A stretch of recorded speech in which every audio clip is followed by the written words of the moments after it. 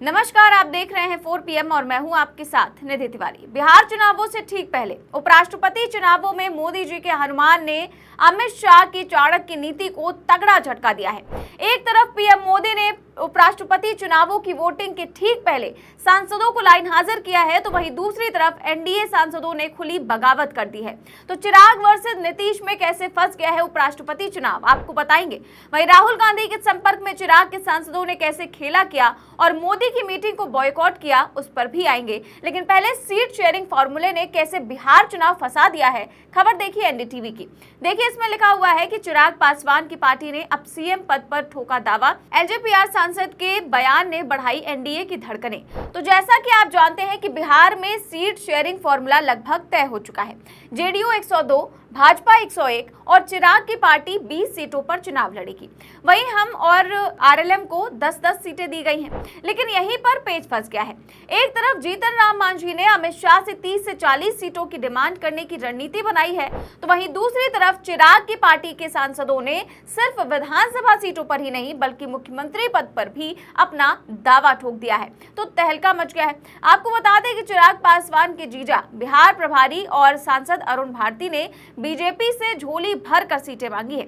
आपको जानकर हैरानी होगी कि 243 विधानसभा सीटों में से अरुण भारती ने 43 से 137 विधानसभा सीटों की डिमांड रखी है।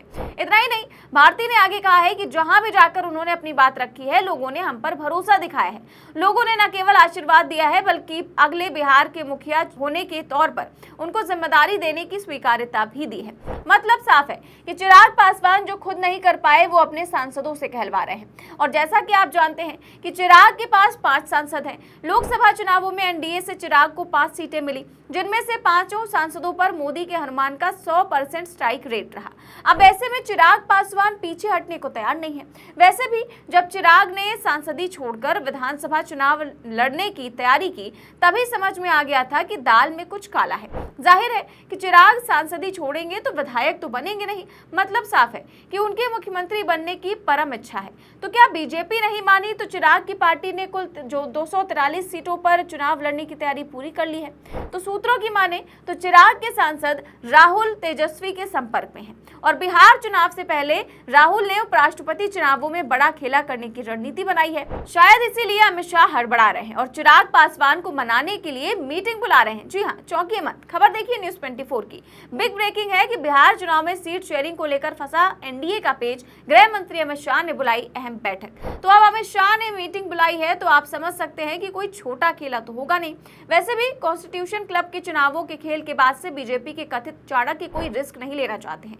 इसीलिए एक तरफ लोजपा के सांसदों ने बगावत की है तो दूसरी तरफ अमित शाह ने दिल्ली में हाई लेवल मीटिंग तलब की है। और तो और 9 सितंबर को राष्ट्रपति चुनावों की वोटिंग से ठीक पहले 8 सितंबर को पीएम मोदी एनडीए के सभी सांसदों के साथ हाई लेवल मीटिंग करेंगे और इस मीटिंग में सभी सांसदों का मौजूद होना बेहद आवश्यक है। इसीलिए अमित शाह समर्थन जुटा रहे हैं और उपराष्ट्रपति चुनावों की क्रॉस वोटिंग को साधने के लिए चिराग पासवान को मना रहे हैं। जी हाँ, चौंकिए मत, सच है। अमित शाह की मीटिंग का एजेंडा क्या है, इसके लिए मैं आपको पूरी खबर का मेन पॉइंट पढ़कर सुना भी देती हूँ।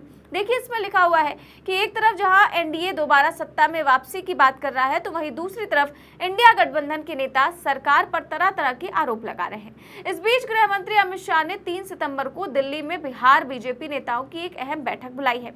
अमित शाह की बैठक में बीजेपी नेताओं के साथ एनडीए के सीट फॉर्मूले पर चर्चा होगी। उधर लोजपा सुप्रीमो चिराग पासवान 40 सीटों की मांग कर रहे हैं। मतलब अमित शाह के भी क्या दिन आ गए हैं। चिराग पासवान को मनाने के लिए मीटिंग बुलाई गई है। वैसे मुद्दा सिर्फ चिराग पासवान ही नहीं बल्कि जेडीयू में भी दो फाड़ है और ये कोई हवा हवाई बात नहीं। खबर भी मौजूद है। खबर आप देखिए जागरण की। इसमें लिखा हुआ है कि बिहार चुनाव 2025, यहाँ बीजेपी जेडीयू में सीटों का बंटवारा आसान नहीं। आपस की रार में उलझ रही गठबंधन की गांठ। तो एक तरफ सीट शेयरिंग को लेकर पेच फंसा है। चिराग पासवान से लेकर जीतन राम मांझी ने खुली बगावत की है, तो वहीं दूसरी तरफ जेडीयू के सांसदों ने तो खुलकर राहुल गांधी को सपोर्ट तक कर दिया है। बिहार में राहुल गांधी की वोटर अधिकार यात्रा के बाद से जेडीयू में दो फाड़ है। पहले तो नीतीश के करीबी सांसद गिरधारी यादव ने एसआईआर का खुलकर विरोध किया, फिर सीट शेयरिंग के बाद जेडीयू के कई सांसदों ने सीक्रेट मीटिंग की है। ऐसे हालातों में सीट शेयरिंग फॉर्मूले को लेकर थोड़ा भी इधर उधर हुआ तो बिहार चुनाव में तो पेच फंसा बरसेगा ही, लेकिन उससे पहले उपराष्ट्रपति चुनावों में बड़ा खेला हो सकता है। इसीलिए मोदी शाह हड़बड़ा रहे हैं। एक तरफ अमित शाह ने अचानक से हाई लेवल मीटिंग बुलाई है, तो दूसरी तरफ पीएम मोदी भी एनडीए घटक दलों के सामने गिड़गिड़ाने को मजबूर है। वैसे देखा जाए तो उपराष्ट्रपति चुनावों में विपक्ष की रणनीति सॉलिड है। अगर चुनाव जीते तो सदन में अविश्वास प्रस्ताव पेश होगा, और अगर नहीं जीते तो विपक्ष के पास हारने के लिए कुछ नहीं है। लेकिन वहीं दूसरी तरफ बीजेपी हारी तो खेल उल्टा पड़ सकता है। इसीलिए भाजपा हड़बड़ा रही है और लगातार समर्थन जुटा रही है। क्रॉस वोटिंग के खौफ से पीएम मोदी की तो हालत इतनी खराब है कि अचानक से मीटिंग बुलाई गई है, और इस मीटिंग में सभी एनडीए सांसदों को लाइन हाजिर किया गया है। खबर भी मौजूद है, खबर आप देखिए जागरण की। इसमें लिखा हुआ है कि उपराष्ट्रपति चुनाव से पहले एनडीए सांसदों के साथ डिनर करेंगे पीएम मोदी। 9 सितंबर को होगा मतदान, तो 9 सितंबर को वोटिंग होगी और 8 सितंबर को मोदी एनडीए के सांसदों के साथ डिनर करेंगे।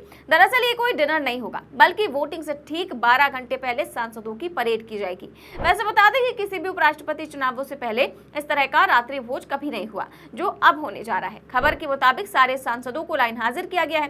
पीएम मोदी खुद सांसदों को मनाएंगे और उपराष्ट्रपति चुनावों के लिए समर्थन जुटाएंगे, और ये कोई हवाबाई बात नहीं है। खबर का मेन पॉइंट मैं आपको पढ़कर भी सुना देती हूँ कि ये डिनर मीटिंग पीएम मोदी को सहयोगियों की चिंताओं को दूर करने का मौका देगी। वो समर्थन जुटाएंगे और उपराष्ट्रपति चुनाव के लिए एक संयुक्त रणनीति बनाएंगे। चुनाव नजदीक है, इसीलिए ये मीटिंग एनडीए की रणनीति बनाने और चुनाव प्रक्रिया को आसान बनाने में मदद करेगी। तो इस खबर से आप अंदाजा लगा सकते हैं कि भाजपा के लिए बिहार चुनावों से ज्यादा मुश्किल उपराष्ट्रपति चुनाव हो चुका है। फिलहाल जैसे हालात हैं, ऐसे में उपराष्ट्रपति चुनाव फंसा तो जाहिर है कि बिहार चुनावों से पहले केंद्र की सत्ता में बड़ा परिवर्तन हो सकता है।